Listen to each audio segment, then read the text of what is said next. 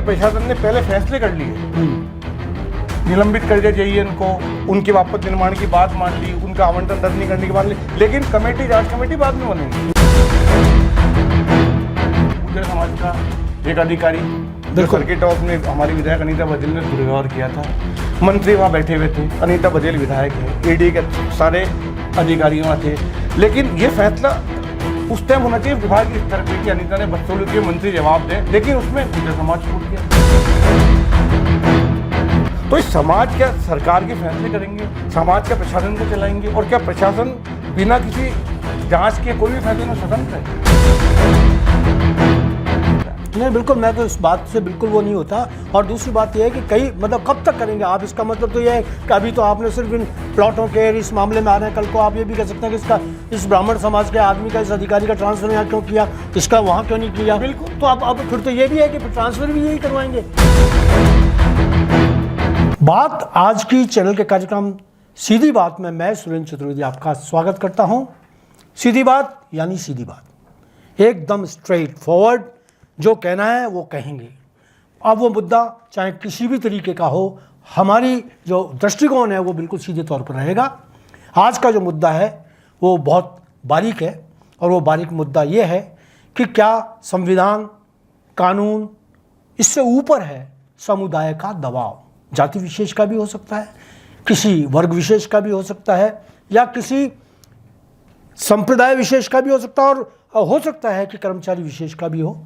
ये सारे दबाव पिछले दिनों अजमेर के आसपास देखने को मिले। क्या ये सही है? कानून से ऊपर समाज हो सकता है, या समाज कानून को दिशा दे सकता है? समाज ऐसा दबाव बना सकता है कि वो कानून ही बदल दे? ये सारे सवाल सीधी बातों में हम शामिल कर रहे हैं, और इन सब सवालों का जवाब बड़े करीने के साथ देने के लिए हमारे साथ वरिष्ठ पत्रकार ओम माथुर मौजूद हैं। मैं आपका स्वागत करता हूं। ओम माथुर जी, ये सीधे सवाल मैं आपसे जानना चाहूँगा कि क्या पिछले दिनों में जो भी कुछ हुआ, मैं उसको आपको याद भी दिला दूं, वैसे तो आप परिचित हैं, कि ब्राह्मण समाज उद्वेलित हुआ, कभी गुर्जर समाज उद्वेलित होता है, कभी राजपूत समाज उद्वेलित होता है। तो क्या ये सारे मतलब डिपार्टमेंट्स हैं, उनकी बागडोर इन्हीं को दे देनी चाहिए? क्या सारे मतलब जो हैं धर्म विशेष के लिए जो लोग हैं, उनको ये आश्रय दे देना चाहिए, इनको ये आज़ादी दे देनी चाहिए कि वो जाएं और उस कानून को बदलें, कानून को दबाव लगाएं, समझौते करवाएं? तो क्या यही बचा है कानून के पास? देखिए सुरेंद्र जी, पिछले दिनों अजमेर में जो घटनाएं घटी, उसमें जिस तरह से सामाजिक संगठनों का इस्तेमाल किया गया, या जिस तरह सामाजिक संगठन सड़कों पर उतरे, उससे लगने लगा है कि अब प्रशासन के फैसले सामाजिक संगठन और उनका दबाव करने लग गया है। सबसे ज़्यादा मामला डॉक्टर कुलदीप शर्मा के साले के घर पे तोड़फोड़ का, उनके मकान में तोड़फोड़ का नहीं है, जो प्रचारित किया गया था बहुत दिन तक, कुप्रचारित। अब उसमें देखिए, ब्राह्मण समाज एकजुट हो गया, भाजपा भी उतर के आ गई मैदान में, और 2 दिन तक ये प्रचारित किया कुलदीप के मकान में तोड़फोड़ हुई है। उनके साथ जो दुर्व्यवहार किया गया वस्तु के लिए, वो बहुत गलत थी। जिस तरह उनको लाया गया, जिस तरह उनको ठेल के लिए, वो उसमें किसी को वो नहीं है कि उनका गलत हुआ, उसका विरोध और होना चाहिए, हुआ। मेरे ख्याल में जिस तरह शहर उनके पक्ष में जुटा उस दिन, आज तक सिर्फ इसी वजह से मुझे ख्याल नहीं, मुझे ऐसा स्मरण नहीं है पिछले 20 साल में किसी को समर्थन मिला हो किसी को भी इस तरह से। लेकिन जिस तरह उस मुद्दे को घुमाया गया बाद में, और डॉक्टर शर्मा ने शाम 2 दिन तक ये नहीं बताया कि प्लॉट उनके साले का है, लेकिन ब्राह्मण समाज ने भी इस बात की पुष्टि नहीं करी, उनसे पूछताछ नहीं करी। सिर्फ ये देख के कि ब्राह्मण का दुर्व्यवहार हुआ, ब्राह्मण समाज मैदान में कूद पड़ा। उसने ये भी नहीं देखा जो भूखंड आवंटित है उसकी कानूनी स्थिति क्या है, उस पर जो ज्यादा आवंटन कुलदीप को हो चुका उनके साले को, उसके रिफंड एडीए ने कर दिया नहीं कर दिया, एक दबाव बनाया, और दबाव में प्रशासन पे भी दबाव आ गया। आप देखिए, प्रशासन ने पहले फैसले कर लिए, निलंबित कर दिया जेईएन को, उनके वापस निर्माण की बात मान ली, उनका आवंटन रद्द नहीं करने की मान ली, लेकिन कमेटी, जांच कमेटी बाद में बनेगी।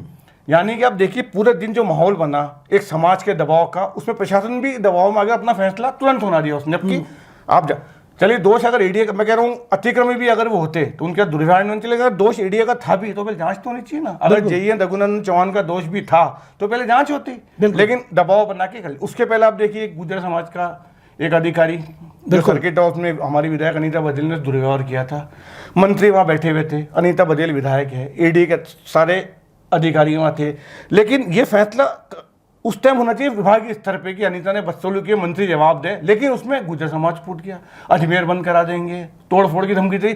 उसके बाद आप देखिए, इसके पहले वकील समुदाय ने किया था आंदोलन, हालांकि वो मुद्दा अलग था, पर वो भी दबाव का परिणाम था। अब राजपूत समाज मैदान में है जी कि आप रघुनंदन चौहान को वापस बहाल करो। तो इस समाज क्या सरकार के फैसले करेंगे, समाज क्या प्रशासन को चलाएंगे, और क्या प्रशासन बिना किसी जांच के कोई भी फैसले में स्वतंत्र है? आप मुझे बताइए, वकील समुदाय ने जब फैसला किया था, जहाँ आंदोलन 25 लाख का मुआवजा मांग गया था वकील के लिए, सुरेंद्र जी सरकार किसी को इस तरह मुआवजा दे सकती है? नहीं, वो तो 5 लाख से ज्यादा का तो मुख्यमंत्री कोष से भी नहीं मिल कानूनी सकता। प्रावधान ही नहीं है। हाँ। तो आप ऐसा मांग क्यों कर रहे हैं जो संविधान या कानून से परे हो, लेकिन प्रशासन को माननी पड़ती है, और आपको पता है पैसा कहाँ जुटाया गया। हाँ बिल्कुल बिल्कुल, मैंने तो लिखा उसको। इस तरह से आप बताइए, अगर ऐसे कानून चलाएंगे, ऐसे शहर चलाएंगे, ऐसे देश चलाएंगे, तो कैसे काम चलेगा? बिल्कुल सही कह रहे हैं आप। खास तौर से मैं ये कहता हूँ कि जब नियम बदलने की बात आ जाए तो नियम तो नहीं बदले जा सकते, और ये बिल्कुल प्रावधान है। वो जिस तरीके से मैंने अपनी कुलदीप शर्मा डॉक्टर साहब से भी बात की, एक मैंने ब्लॉग भी लिखे उसके ऊपर, और मैंने स्पष्ट रूप से पहले तो मैं लिख ही नहीं रहा था, मैं ये देख रहा था कि ये भावनात्मक जो सारा का सारा आंदोलन चल रहा है, जिसमें भावनाओं को उकसा कर और अपने लाभ के लिए उनको तब्दील किया जा रहा है, तो वो सारी चीज़ें चल रही थी। उस समय तो मैंने नहीं लिखा, लेकिन फिर मुझे मालूम चला अभी एडीए का पक्ष है, एडीए का पक्ष आप सुनना ही नहीं चाह रहे थे। उस समय तो स्थितियां ये होती कि दबाव, बीजेपी का दबाव, इसका दबाव, उसका दबाव, और कई ऐसे लोगों का दबाव जो नहीं होना चाहिए था, जो सत्य के साथ खड़े होने वाले लोग हैं, वो भी घबरा कर उनके साथ खड़े हुए नजर घबरा कर नहीं, जिस तरह को घसीटा कर, जिस तरह बच्चों को बीच में लाया गया कि बच्चे पढ़ रहे थे, दब जाते, तो एक भावनात्मक लगाव लोगों को होता है, क्योंकि डॉक्टर शर्मा कोई मामूली आदमी तो नहीं है, शहर के चिकित्सक हैं, एक सत्तारूढ़ पार्टी के कार्यकर्ता हैं, तो लोगों को लगने लगा कि जब इनके साथ हो सकता है तो हमारी तो क्या बिसात है, एक वो माहौल बना। लेकिन आप देखिए, मैं भाजपा के पदाधिकारी दोषी ठहराऊंगा इस बात, बिल्कुल आप उनके सपोर्ट में दिन भर थाने में रहे, पर आपने उनसे एक बार नहीं पूछा डॉक्टर मामला क्या है? ये मामला बहुत देर बाद सामने है, एडी की जब समझौते की बातचीत चल रही थी और डॉक्टर शर्मा सर डिक्टेट कर रहे थे, वहां मैंने जो वीडियो देखे अधिकारियों को कि मुझे ये चाहिए, हमें ये मान, तो अधिकारी उनको सुन रहे हैं, अधिकारी एडीओ को सुन रहे हैं, और एडीओ तुरंत उनकी बातें मान ली। और आप मुझे बताइए, जब प्लॉट उनके थाले नितिन गडकरी के नाम आवंटित था, उस पर पड़ोस का नितिन माथुर के नाम पे था, ये विवाद उन दोनों के बीच में है। तीसरा पक्ष में एडी है जिसने गलत आवंटन कर दिया, लेकिन वो कह रहे हमने पैसे लौटा दिए। तो डॉक्टर शर्मा तो इसमें कोई पार्टी नहीं है। चलिए, आपके रिश्तेदार का मकान टूट रहा है, कुछ हो रहा है, आप जा सकते हैं विरोध जताने, पर विरोध इस तरह का मेरा मकान है, मेरा भूखंड है, और मैंने शायद आपके इंटरव्यू सुना, उन्होंने कहा कि भूखंड तो हमारा ही है, परिवार का भूखंड है। कानून को परिवार से मतलब थोड़ी, आज अगर कानूनी कार्रवाई होती है, ईडी करता है, तो किसके खिलाफ होगी? हाँ, वो तो बिल्कुल जिसके नाम भूखंडी है, भूखंडी है, तो उस टाइम कुलदीप शर्मा तो बरी हो जाएंगे ना। तो बिल्कुल बिल्कुल। अच्छा, वो भी हुआ। मैंने भी एक बात की कि जब कोई भी कंप्रोमाइज होता है, मैं एक इसके पीछे के अंतर्गत और बता देता हूं आपको कि किस तरीके से सीएम हाउस, सीएमआर किस तरीके से सक्रिय हुआ ये कि शत्रुघ्न गौतम जो मेरे यहाँ आए हुए थे, हमारे इस दफ्तर में बात आज की, मेरे पास बैठे थे, छोटे भाई की तरह हैं और बहुत मेरी इज्जत करते हैं, वो आए हुए थे। और जो डॉक्टर साहब बाय द वे आए हुए थे, वो आज की बात नहीं, पहले की बात थी। तो डॉक्टर साहब और उनकी मिसेज थे दोनों, तो मैंने परिचय उनका करा दिया। अब आप ताजुब करेंगे कि वो उनके पास पहुंच गए, शत्रुघ्न गौतम के। मैं आपको वो बात आज की चैनल पर मिला था, ये हुआ, तो उन्होंने कहा हाँ मैंने पहचान लिया, हाँ डॉक्टर साहब बताओ। तो उन्होंने बताया, फिर उन्होंने वहाँ से जो काम किया, शत्रुघ्न गौतम ने जो करवाया सीएमआर से, वो सारा दबाव इस प्रशासन पर इतना बड़ा भारी पड़ गया, जिला प्रशासन, अरे कंप्रोमाइज़ करो, आज की आज कंप्रोमाइज़ करो। अब उसमें यार एक कोई मतलब इस तरीके से कोई जो कोर्ट में जो होता है, जिस तरीके से कि कोई आदमी अपना डिक्टेशन करता है कि ये करिए, ये करिए, सबने देखे हो, सबने देखा। मुझे बताइए, अब उस भूखंड के मालिक ने, वास्तविक मालिक ने मुकदमा कर दिया, उसने केस कर दिया अपने वकील जी, और इसके बाद अब एडीएफ ने जांच कमेटी बिठा दी। और मुझे एक बात बताइए, कुलदीप शर्मा ने दीवार बना ली वापस, और आज कलेक्टर ने उससे इनकार कर दिया, हमने परमिशन नहीं दी थी, जबकि वो कह रहे हैं कि मेरे उस पर कार्यक्रम में परमिशन दे दी मेरे को। हाँ, मेरे को, मैंने कहा, मैंने उनको उस समय भी कहा उनजी कि ये परमिशन जो है मान्य नहीं है, ये चिड़िया जो बिठवाई है ना, वो मान्य नहीं है। मान्य तो वो होगा जो एडीए से आएगा, आपके पास आएगा, और वो कानून के बाद आएगा। अभी तो मुकदमा चलेगा सुरेंद्र जी, जब मेरा भूखंड है, उस पर आपने अगर कब्जा कर रखा है, गलत आवंटन भी हुआ है, तो पहले मुकदमा, मेरे को पूरा भूखंड चाहिए ना मेरा। तो अभी तो उसके बाद क्या फैसला होगा, बात के बाद आपने तुरंत ये कहते हैं हमें परमिशन मिल गई, आपने दीवार तैयार कर दी। इसका मतलब कहीं ना कहीं आप भी दूध के धुले हुए तो नहीं हो। बिल्कुल बिल्कुल, आप भी कहीं ना कहीं, आपकी भी कोई कमजोरी है जिसको आप अपनी ताकत बनाना चाहते हो, और वो ताकत आपने बनाई ब्राह्मण समाज को और भाजपा को। और लेकिन भाजपा के पदाधिकारी को समझना चाहिए था कि आप अपनी सरकार के, मेरा मानना है जो आंदोलन था वो उसमें प्रशासन सरकार से जुड़ा हुआ होता है, सरकार के साथ हो आप, तो आपको उसका पता लगाना चाहिए था। आपने बिना कुछ कहे ऐसा माहौल, और चिकित्सक कि प्राइवेट चिकित्सा से जो मित्र हैं वो खुद इस बात से बहुत खफा है, बहुत नाराज है। बोला आपने हमें इस्तेमाल कर लिया। विनीत गर्ग जैसे डॉक्टर हैं वो बाकायदा पोस्ट लिखी, उन्होंने कहा कि नहीं हमें पद भ्रमित किया गया, हमें भ्रम में डालकर ये सारी बातें। और आपको सुरेंद्र जी बताओ, विनीत गर्ग के बारे में वो लेखन करते हैं और वो सत्ता के खिलाफ लिखते रहे अक्सर, उन पे ऐसी बहुत कार्रवाई हाँ बहुत हुई है कार्रवाई। कभी भी डॉक्टर सुरेंद्र को अपना सहारा नहीं बनाया, वो अकेले लड़ाई लड़ी उन्होंने। बिल्कुल। उसका नतीजा क्या निकला, उनके साथ क्या गुजरा अलग विषय है, लेकिन उन्होंने कभी इस तरह से नहीं कहा कि डॉक्टर प्रताड़ित हो रहा है, आपने इसको ऐसा बनाया कि मैं प्रताड़ित हो रहा हूँ। और दूसरी बात, संगठन को काम, मेरा मानना है सामाजिक संगठन भी जातियों के बने हुए हैं, या तो व्यवस्था कर दे हर दफ्तर के अंदर डेस्क बना दीजिए उनकी, ये ब्राह्मण डेस्क है, ये माथुर डेस्क है। अब जैसे कुलदीप शर्मा का कब्जा तोड़ने जाने साहब बामण है, बामण भेजिए साहब, वो तो महेश्वरी थे, आप महेश्वरी अफसर भेजिए साहब, ये तो माथुर का प्लॉट है माथुर, ताकि वो विवाद समाज अपने स्तर पर सुलझा ले। तो फिर प्रशासन का मतलब क्या निकलेगा। और सामाजिक संगठनों का मकसद मेरा मानस जी शिक्षा है, सामाजिक सुधार है, स्वास्थ्य है, समाज में बुराई उनको दूर करने का है। आपका काम ये नहीं आप सड़कों पे आ जाओ और किन बातों के लिए न्याय किसको दिलाना, एक व्यक्ति विशेष को, आप सबको न्याय थोड़ी दिला रहे हो। मुझे बताइए जितने मामले हुए वकीलों के टाइम जो हुआ था, या कुलदीप शर्मा का हुआ, या रघुनंदन चौहान का अब होगा, उसमें लाभान्वित कौन है? व्यक्ति, एक व्यक्ति। और यानी समाज अपनी ताकत दिखाना चाहता है सबको कि अगर ब्राह्मण समाज की बात आपने मान ली तो हम राजपूत समाज भी कम नहीं है। अच्छा देखिएगा, इसमें एक और डर रहता है ओम जी कि बाय द वे दोनों समाज आमने सामने हो जाए तो बिल्कुल वर्ग संघर्ष हो सकता है, बिल्कुल हो सकता है ना, कानून खतरे में पड़ सकता है, प्रशासन के नाक में चने चप सकते हैं। पर समाज का ढांचा सुनिए खराब तो होता है ना। बिल्कुल, एक बात बताइए, तो खत्म हो गई। एक बात बताइए, जो ब्राह्मण समाज के अगुवा थे, अब जो राजपूत समाज के अगुवा हैं, उनमें मन में आपस में रहता तो है ना, बोले इसने उसका पक्ष लिया था, मैं कहता हूं उसने उसका पक्ष लिया, तो ये मनमुटाव तो रहता ही है। हो सकता है कभी कुछ भी हो सकता है। अब इसका क्या अंजाम होगा ये जांच के बाद पता लगेगा, लेकिन समाजों का जिस तरह उपयोग आजकल लोग करने लगे हैं और उस तथ्य को छुपाई करने लगे, ये बहुत गलत हो रहा है। नहीं बिल्कुल, मैं तो इस बात से बिल्कुल वो नहीं होता। और दूसरी बात यह है कि कई मतलब कब तक करेंगे आप, इसका मतलब तो यह है कि अभी तो आपने सिर्फ इन प्लॉटों के इस मामले में आ रहे हैं, कल को आप ये भी कह सकते हैं कि इसका इस ब्राह्मण समाज के आदमी का, इस अधिकारी का ट्रांसफर यहाँ क्यों किया, इसका वहाँ क्यों नहीं किया। बिल्कुल। तो अब फिर तो ये भी है कि ट्रांसफर भी यही करवाएंगे, नहीं फिर दबाव बनाकर होगा, जो सरकार बैठ के बुलाएगी तबादले उसमें समाज के प्रतिनिधि बुलाए जाएंगे। हाँ बिल्कुल बुलाए जाएंगे ब्राह्मण समाज के। लेकिन सॉरी ये क्या करेंगे, उसमें संकट ये भी था ना, समाज भी तो बटे हुए हैं। आप बताइए कौन से समाज में एक संगठन है, कौन सा समाज, क्योंकि संगठनों की स्थिति ये है, हर संगठन की एक बार तो उस पर काबिज हो जाता है, वो उसे छोड़ना नहीं चाहता। बिल्कुल सही। और दूसरों को आने नहीं आता, फिर दूसरे कहते हैं हम नहीं आ सकते, तो वो अपना संगठन बनाते हैं। अब आप देख लीजिए, मेरे ख्याल में माली समाज, कायस्थ समाज, राजपूत समाज, ब्राह्मण समाज, कोई भी समाज ऐसा नहीं है जहाँ पे दो तीन संगठन ना हो और वो आपस में एक दूसरे को पसंद भी नहीं करते हैं। मेरा ऐसा मानना है कि अगर कुलदीप शर्मा के पक्ष में एक संगठन था, उसमें उनके आलोचक भी थे पीछे थे, जो कह रहे थे गलत हो रहा है, और ये हर मामले में होता है जी। लेकिन ऐसा माहौल क्रिएट करना, इस तरह समाजों को शामिल करना, यह समाज के अच्छा संकेत नहीं है। और समाज के जो आपस समन्वय सामान्य से जो हमने होता है वो भी ठीक नहीं। और यह तो तब है जब कोई दूसरा समुदाय शामिल नहीं है इसके अंदर, सब एक समुदाय जुड़े लोग हैं। हाँ। अगर उनमें इतना विरोधाभास है, हाँ, तो कल को अगर को मान लीजिए अल्पसंख्यक क्या कोई इस तरीके के लोग आ जाए, विपरीत विचारधारा के, विपरीत मानसिकता के, तो आप क्या करेंगे? तो वर्ग संघर्ष की स्थिति। इस मामले में प्रशासन को भी देखना चाहिए। इस तरह से फैसले नहीं हो सकते कि आपके सामने 100 जने खड़े हो जाए, फैसला कर दो।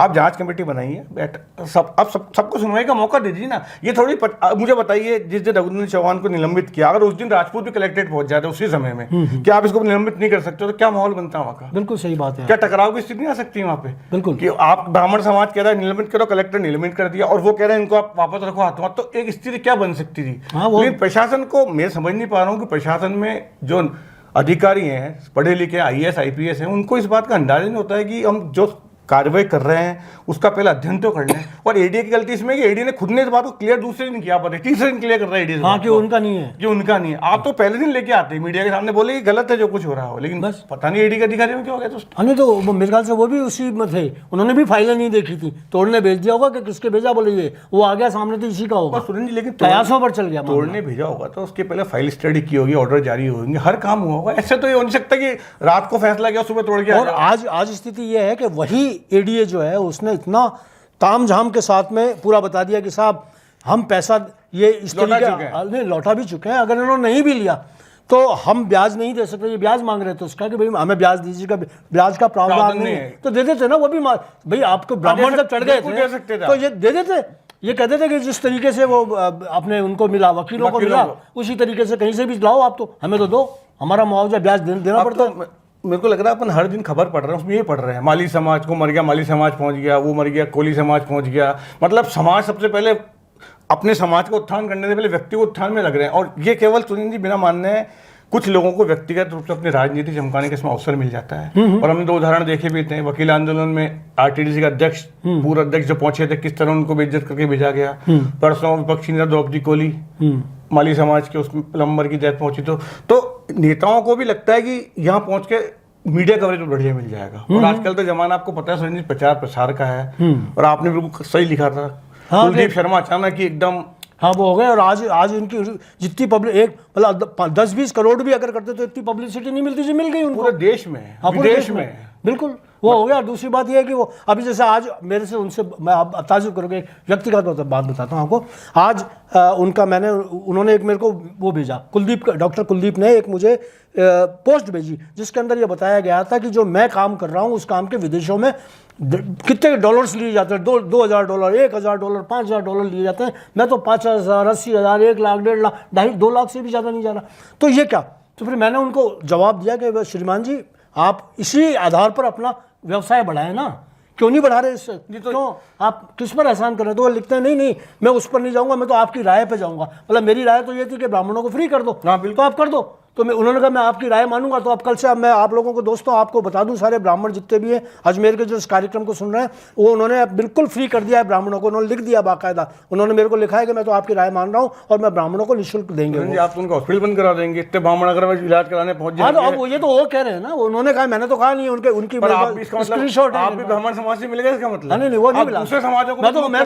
अरे मैंने उन्होंने कहा ना, उन्होंने यहाँ आकर कहा था कि मेरे साथ ब्राह्मण ही नहीं थे, मेरे साथ राजपूत समाज भी था, सकल समाज था। तो वो सकल समाज ही फ्री होगा अब तो? देखिए सकल समाज फ्री होना चाहिए। मैं ये कह रहा हूँ फिर आप ये व्यवस्था कराइए ना उसमें, क्योंकि उसमें एक पार्टी कायस्थ है, एक पार्टी राजपूत है, एक पार्टी महेश्वरी है। तो फिर सारे समाज फिर निःशुल्क चिकित्सालय कर दे। कुलदीप शर्मा क्या दिक्कत है? वही करना। मेरा मानना है उनको उससे बहुत ज्यादा लोकप्रियता मिलेगी, बाकायदा मिलेगा। और अगले विधायक हो सकते हैं वही हो जाए, बिल्कुल निर्दलीय हो जाए। लेकिन वैसे भी सुरेंद्र जी, जो पिछली बार टिकट उन्होंने प्रचार प्रसार किया था, उन्होंने ऐसा ही किया था मानो विधायक बनने वाले हैं।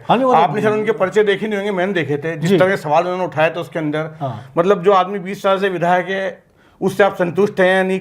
जो मंत्री 2 बार मंत्री रह लिया, संतुष्ट है इसलिए बार बार जीत रहा है। तो इनके प्रचार का तर्ज वो थी जो विधायक बनने के बाद होती है। तो महत्वाकांक्षी वो थे और इस महत्वाकांक्षी का लाभ उनको समाज ने और दे दिया, भाजपा ने भी उनको और दे दिया बढ़ के।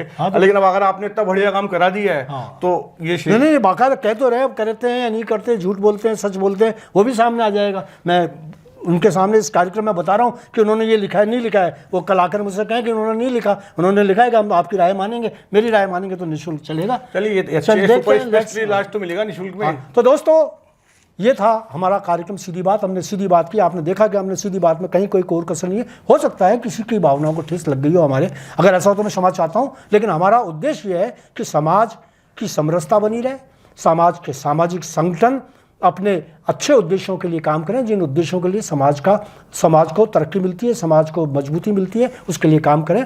बाकी कानून पर सामाजिक संगठन किस तरीके से प्रभाव डालते हैं, ये प्रभाव नहीं डाले जाने चाहिए। आज इतना ही, धन्यवाद।